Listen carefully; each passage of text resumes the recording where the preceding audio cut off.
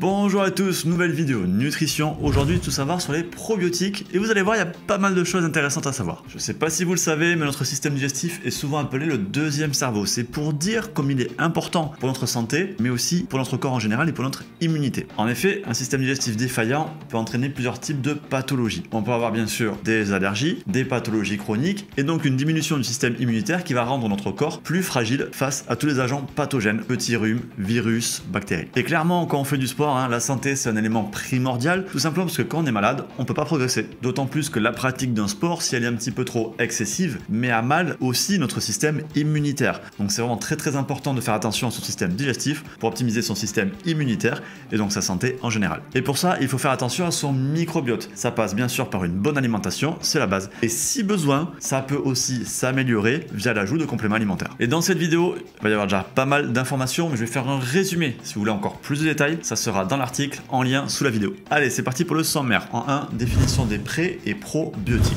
En 2, les différents types de probiotiques. En 3, quels sont les aliments à privilégier. 4, bienfaits et inconvénients des probiotiques en complément alimentaire. 5, comment les utiliser. Et 6, comment les choisir. Et bien sûr, vous le savez, si cette vidéo vous plaît, je vous invite à liker, partager, commenter parce que c'est vous qui faites vivre la chaîne. Pensez aussi à vous abonner, activer les notifications, la petite cloche pour ne pas rater mes futures vidéos. Et si vous voulez d'excellents probiotiques et d'autres excellents compléments alimentaires qu'on a créés avec toute notre team Aquilab Nutrition, allez sur le site, on est là pour vous aider. Allez, première partie, définition des pré- et des probiotiques. Alors les prébiotiques sont en fait des sucres complexes qui ne vont pas être digérés par notre intestin et qui vont servir de substrat sur lesquels les bactéries vont pouvoir se fixer. C'est donc en gros la maison des bonnes bactéries. On les retrouve surtout dans les fruits et légumes. Les probiotiques par contre, là ce sont directement des bactéries. Petit rappel quand même, le microbiote c'est l'ensemble des bactéries de notre système digestif. C'est essentiel, sans ces bactéries on ne peut pas digérer. Et donc ce microbiote, cette flore intestinale, elle est composée de différents types de bactéries. On va parler des bonnes et des mauvaises bactéries. Les bonnes c'est en général celles qui sont issues de la flore de fermentation. Les mauvaises, elles sont issues de la flore de putréfaction. Et les deux bactéries sont en constante compétition. Quand l'une augmente, les mauvaises par exemple, ça fait diminuer les bonnes. Je l'ai dit en introduction, c'est extrêmement important pour la santé, pour éviter les petites maladies, pour améliorer la santé du système digestif, optimiser l'immunité, etc. Mais c'est aussi très intéressant pour digérer correctement les nutriments que vous apportez à votre corps, y compris vitamines, minéraux, etc. Bah oui, parce que si votre système digestif ne fonctionne pas correctement, même si vous apportez d'excellents nutriments via votre alimentation ou via de bons compléments alimentaires, ces nutriments, ils seront moins bien assimilés, donc ils seront beaucoup moins utiles. Et ça, c'est encore plus valable pour les sportifs, tout simplement parce que la pratique de l'activité sportive est encore plus lors des sports d'endurance, mais le système digestif est à rude épreuve, parce que l'afflux sanguin quitte, entre guillemets, un petit peu le système digestif pour aller vers les muscles. Et donc, le système digestif, il est stressé. Dans certains cas, sur les épreuves extrêmes, il peut y avoir jusqu'à 80% d'afflux sanguin en moins dans le système digestif. Et comme en plus l'effort physique affaiblit le système immunitaire pendant plusieurs heures après le sport, on voit que pour les sportifs, c'est encore plus important de faire attention à sa digestion. Allez, partie 2, les différents types de probiotiques. Alors forcément, il y a différents types de probiotiques en fonction des souches, donc en fonction des types de bactéries auxquelles ils appartiennent. Alors les deux plus connus, elles appartiennent au genre Lactobacillus et Bifidobacterium. D'accord. Bah oui, on fait un peu de latin aussi, ou du grec, je sais pas en fait. C'est peut-être un peu des deux.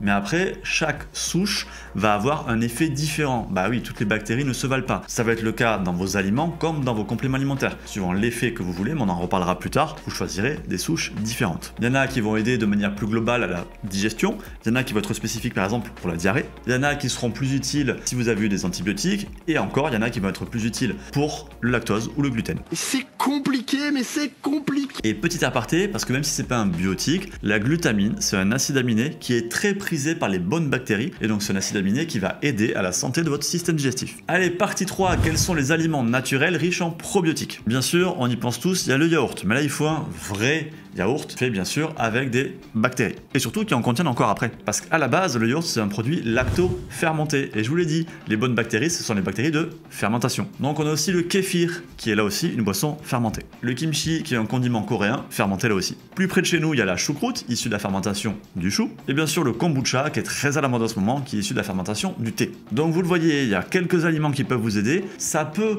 ne pas être évident de les consommer et ça peut aussi ne pas être suffisant. Et c'est dans ce cas-là que les compléments alimentaires de probiotiques interviennent. Et donc, partie 4, bienfaits et inconvénients des probiotiques en complément alimentaire. Alors je l'ai dit en fait, les probiotiques ils sont en concurrence. Les mauvais chassent les bons et inversement. Donc si vous apportez directement des bonnes bactéries dans votre système digestif, elles vont coloniser votre système digestif et diminuer les mauvaises. A noter aussi qu'un mauvais système digestif peut accentuer les processus d'inflammation dans l'ensemble du corps, bien sûr au niveau digestif, mais aussi au niveau articulaire. Donc parfois, certaines tendinites peuvent provenir aussi d'une mauvaise alimentation, ou en tout cas d'un système digestif qui ne fonctionne pas correctement. Si vous améliorez votre système digestif via les compléments alimentaires, vous allez donc améliorer ça. Vous allez aussi améliorer l'absorption de vos micronutriments. Vous allez optimiser votre immunité, mais aussi réduire la fréquence et l'intensité de quelques infections dont on ne pourrait pas forcément penser qu'elles sont liées au système digestif, comme les infections urinaires. Et ben ouais, ça peut aussi aider à lutter contre certaines allergies ou certaines maladies de peau.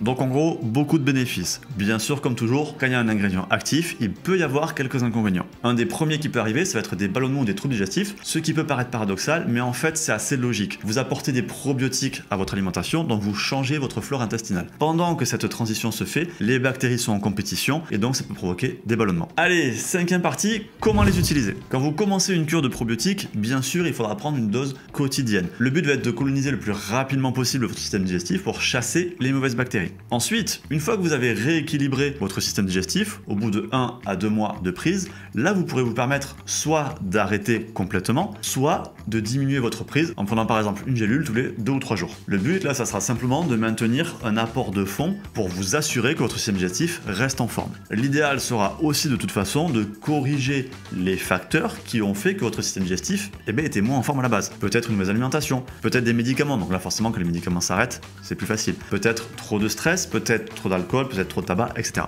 Allez, 6e et dernière partie, comment choisir vos probiotiques? Bien sûr, la réponse la plus évidente, ça va être de les prendre des compléments alimentaires Aquilab Nutrition, fabriqué en France, éco-responsable, souche certifiée, etc., etc. Mais si vous voulez pas acheter chez nous, qui serait dommage, mais je le comprends, je vous donne quand même des conseils. Alors déjà, attention aux probiotiques bas de gamme. Prenez des probiotiques objectivés, c'est ultra important. Objectivé, ça veut dire quoi? Je l'ai dit, il y a plein de souches bactériennes possibles. Certaines ont été testées et leur efficacité est soutenue par des études scientifiques. C'est ce qu'on appelle les probiotiques objectivés. Les autres, ils n'ont pas été testés, donc on ne sait pas si ça marche ou pas. Donc c'est la roulette russe. Bien sûr, ces probiotiques qui ne sont pas testés, ils sont moins chers. Ceux qui sont testés, ça coûte des sous de les faire tester. Et donc ils sont plus chers. Donc les probiotiques efficaces coûtent plus cher à produire. Et malheureusement, comme ça coûte plus cher à produire, la plupart des marques ne prennent pas des souches objectivées. Ça leur permet soit de vendre des probiotiques moins chers, soit de les vendre cher et de se faire une grosse marge. Donc vraiment, point numéro 1, probiotiques objectivés. Et ça, bien sûr, vous en doutez, c'est ce qu'on fait chez Aquilab. Maintenant, choisissez bien votre souche aussi. C'est pas facile à dire, souche aussi. 2 fois d'affilée, cool. Donc choisissez bien votre souche aussi. J'arrête. Parce que les souches n'ont pas le même effet. Donc, regardez sur la notice de votre probiotique, sur le site, votre pharmacien, comme vous voulez. En fonction de l'effet que vous cherchez, choisissez la souche qui va bien. Attention aussi à la concentration. On la mesure en UFC.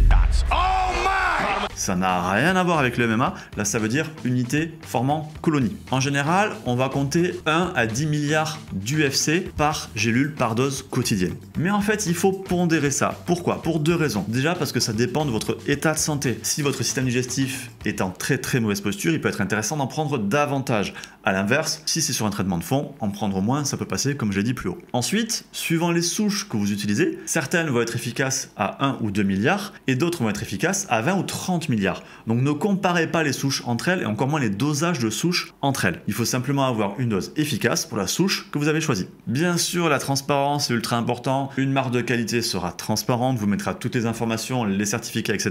sur son site. Si c'est pas le cas, c'est que c'est pas transparent et il y a peu de chances du coup que ce soit qualitatif. Et enfin, un dernier élément, mais pas le moins important, la viabilité dans le système digestif. Les bactéries, pour qu'elles soient efficaces, il faut qu'elles arrivent dans votre intestin. Si elles sont détruites par votre estomac, ça va rien tout simplement. Donc choisissez une marque qui va vous garantir la viabilité de ces souches.